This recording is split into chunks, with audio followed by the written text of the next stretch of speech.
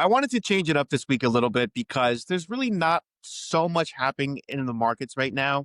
We're really waiting for the Fed interest rate decision, which is supposed to happen at the tail end of this month, September. I can't believe we're already in September of 2025. I feel like this year has flown by just like nearly every other year. But let's talk about something a little bit different, which are 401k plans. So, back in early August, President Trump signed an executive order to allow alternative investments inside 401k plans. And this is really going to change the landscape of retirement savings for most Americans across the United States. Some Americans already have access to self directed investments within their 401k plans.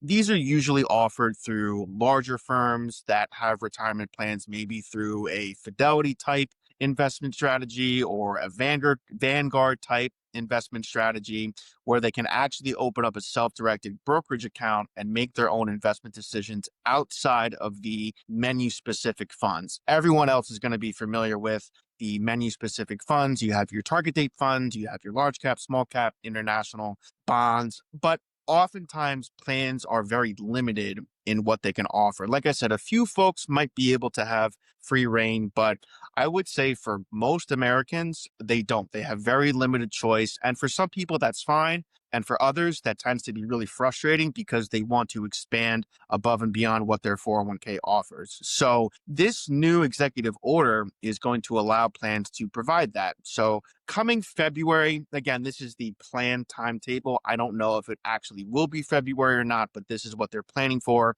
February of 2026, so just a few months away, 401k plans are supposed to start to allow alternative investments. So think of things like private equity, think of maybe owning individual stocks or individual bonds. It's really going to open up the architecture of the investment landscape that your plan can allow. So I think this is pretty cool. I think this is really going to help a lot of Americans save more. I think it's going to allow for greater diversification. Some 401k plans are really limited in offering diversification. So once we hear more about this legislation and what's going to be offered, we'll do an update again, probably next year when plans make this change. But overall, I think this is great. And I'm glad that Congress has decided to do something to help Americans save more money and smarter decisions for their retirement.